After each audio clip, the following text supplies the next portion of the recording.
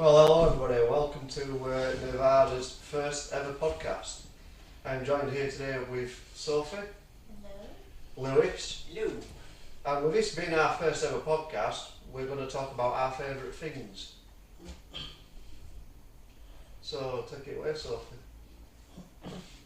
Yes, it's a chance for us to get to know our likes in this, well, most of our likes in media, and it gives you guys a chance to know a bit about what we like as well. How do you like the episode? Because if you do, then we'll do another one. If not, then... Yeah, If not, It'll we'll just bye. We tried. Who's going to be interrogated? You're going to interrogate me first, because I like to be interrogated. Okay, well, you have to start by listing your current likes. Well, my current likes at the minute is...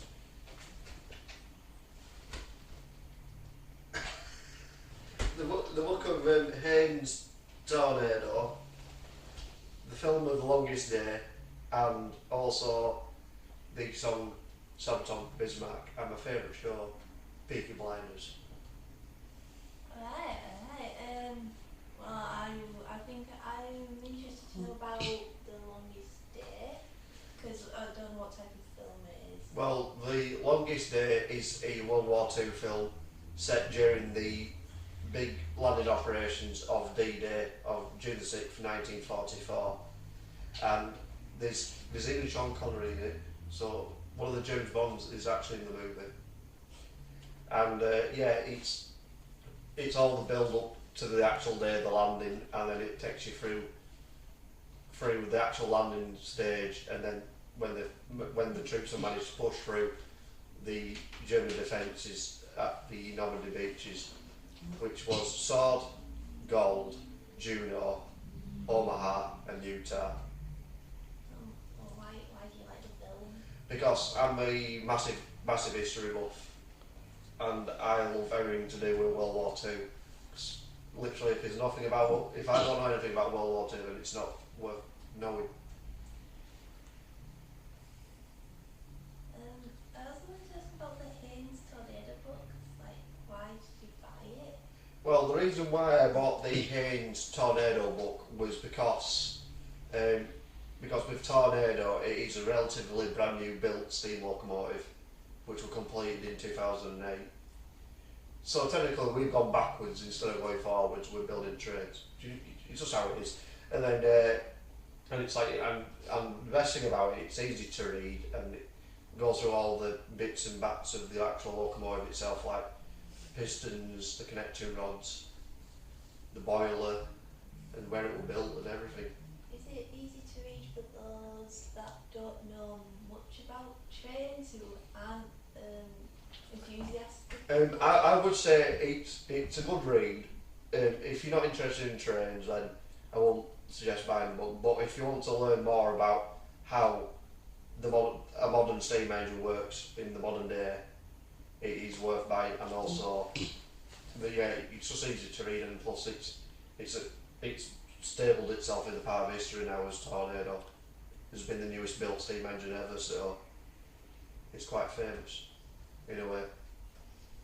Lewis, did any of Michael's faves catch your eye? Peaky Blinders. I know Killing Murphy. Yeah, Killing Murphy, yeah. What's it about? Well, it's about the gangs which were in Birmingham, which were called the Peaky Blinders, and it's set just after the First World War, leading up to World War II, and it's about a family called the Shelby family, who's quite evil. What's your reason for liking it? It's because there's, I like the violence, and just like the saying is, you don't mess around with somebody's family, because they'll find you and they will kill you. Now my other question is Bismarck. Who sings it? Well, the band Sabaton, which is a Swedish metal band, they sang the song Bismarck. It was just because all their songs are history related. They've even done one called Primo Victoria, which was based based on the D-Day landings and stuff. So the Bismarck was the Germans' flagship battleship, which decided to have a bit of a scrap with the British Royal Navy fleet and lost.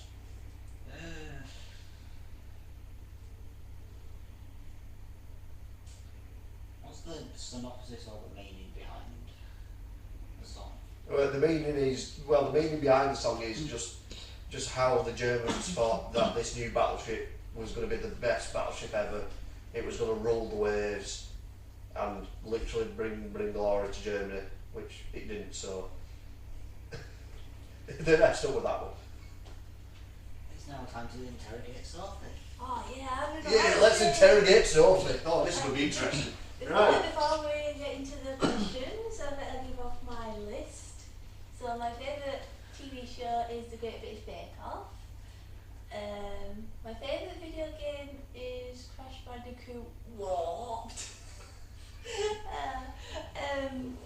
But it does sound like someone's gone to the yard. Got to look like warped. Then my favourite song at the moment is Souvenir by Bump of Chicken, and my favourite book is Northern High School Host Club series, and then my favourite film is Aliens. I have a question for you about aliens. What?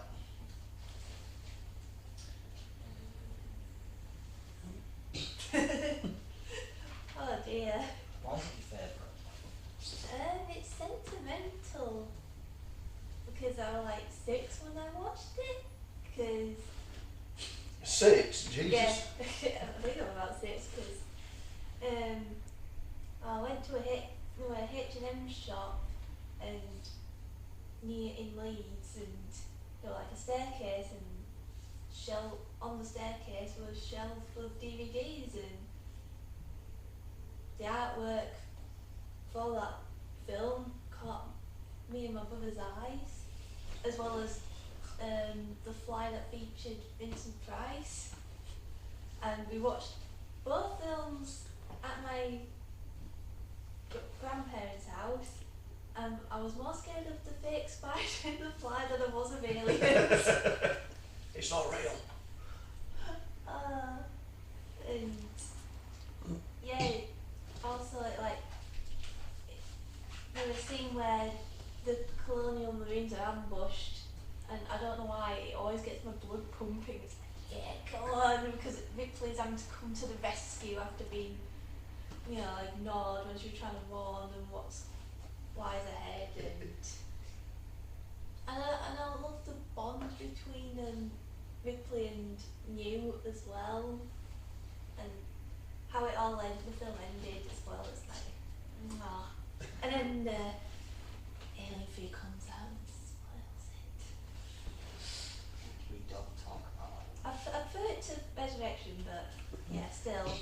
My other question is, what made you decide to watch it when you were 6?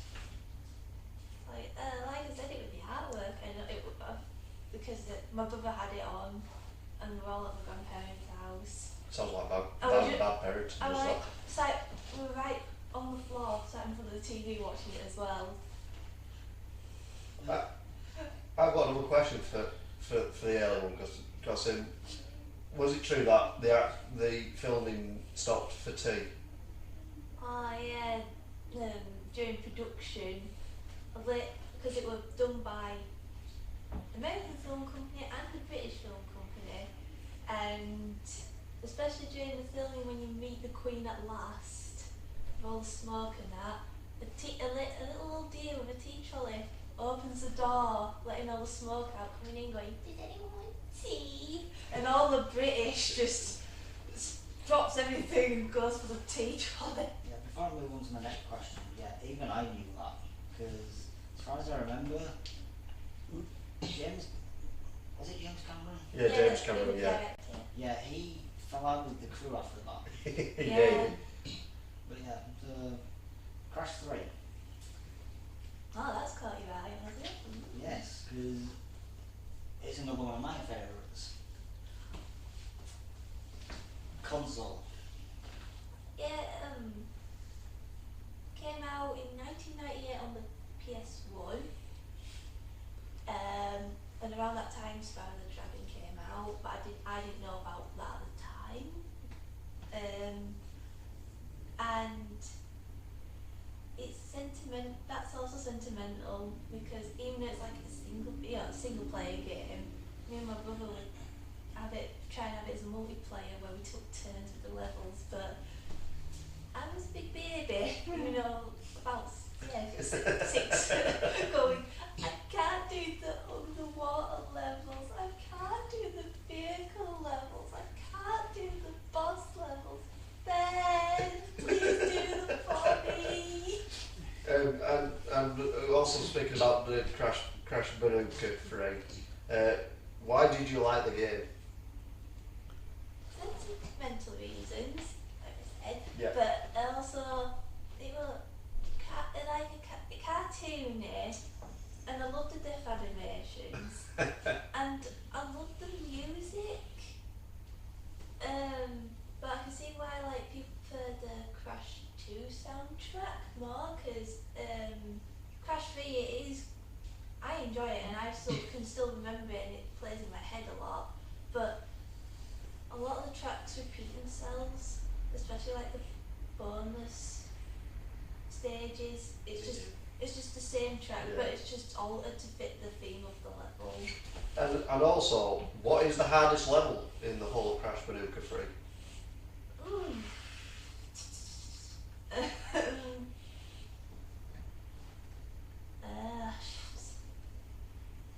Trying to remember.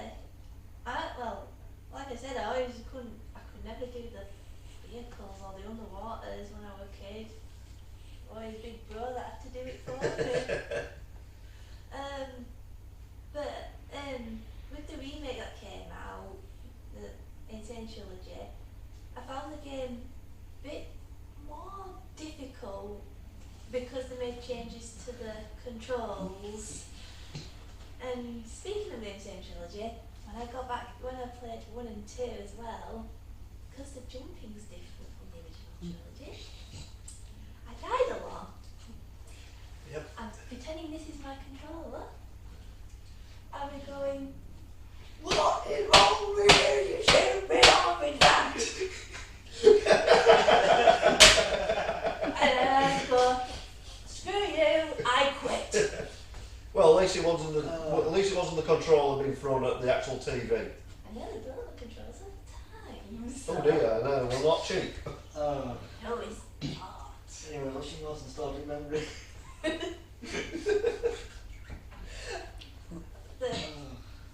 They can Ben do all the levels, pretty much. Well, I get frustrated, I'm all frustrated, I can't, my brother kept laughing at me. See, brotherly love is tough. Yeah. I do remember me and my brother loving the little baby dinosaur that you got to ride on, because it was so cute. I felt the same way, except none of us could do the levels. Yeah. So now it's time for Lewis to be thrown into the interrogation room with the huge spotlight. So go on then, Lewis. Tell us about your favourites. Favourite game, Doom, is the inspiration for a lot of the first-person shooters, and it was technically sort of the first 3D first-person shooter. And favourite song is from the Beltor, because it's about, I think, the Angel of Death.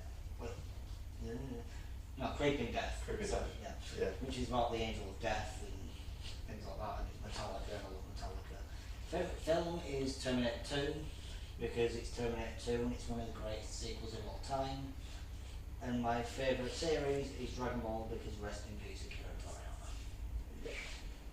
So the song Creeping Death, why do you like it? It's heavy, it's fast, and like I said before, it's about the Angel of Death, and again, it's Metallica. Metallica all the way. And which country is Metallica from? They're from the United States, specifically the San Francisco Bay Area. So an American band, not bad. I agree with the Terminator 2 statement of it's one of the greatest sequels, because I think Aliens is one of the greatest sequels as well. What's your first experience of watching Terminator 2? It's not like mine where you watched it like little baby age or something. No, I used to have, I don't know if any of you heard of in 3U, but I used to have 3G in my room, and there was a little channel called Film 4, and the first time I discovered Terminator 2 was on Film 4, when I was about either 11 or 12, maybe 10. So just a bit more of an upgrade from being 6 then. Yeah, and I've grown to like the film because, like I said, it's one of the greatest sequels of all time, and Arnold is one of my favourite action heroes. And Robert Patrick makes a really scary Terminator. I know he trained with the running, so you couldn't hear the breathing. Yeah, so there's And it's really creepy. yeah, so there's an interesting story behind that. So when they filmed the chase scene with like John and Robert, he caught up to the bike, Oh so yeah. they had to reshoot the tape, because otherwise that would have been the end of the movie. Oh yeah. Could have ended it so soon. You had to slow down because it was like, you're too quick, man. Slow down. Yeah, so Oh, is there a favourite moment from that film?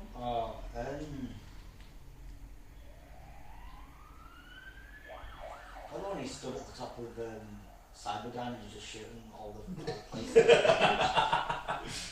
He's got a damn minigun! The room goes brrr.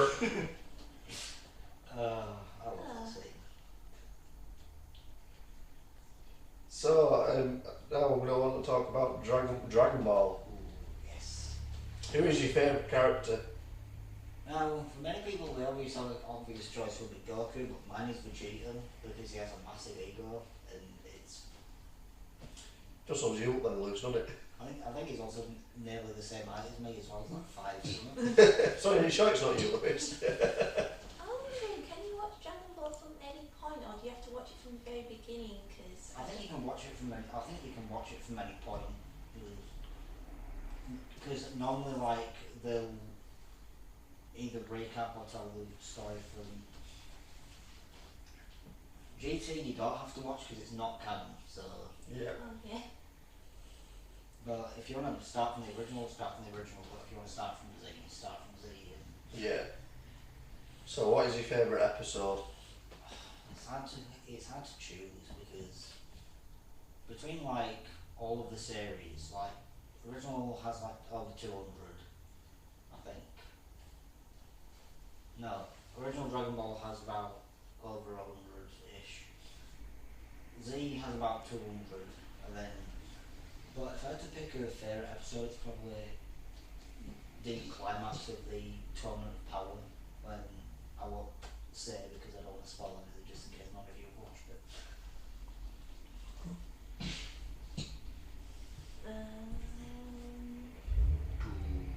Yes, I know you said it's good, but what's good about it? Like, So, Doom was one of the landmark, like, first-person shooters, but spawned, many after it, and it's also kind of controversial in some ways, because in the previous build of the game, in one of the levels, there's like a shape on the map, and it's actually a shape like the swastika, but because they got a lot of flack for that, in later builds they changed it to something else. But the reason why I like Doom is because I just get to shoot a lot of demons. And it's got music inspired from different bands like Metallica and like Slayer and Yeah. Alice in Chains.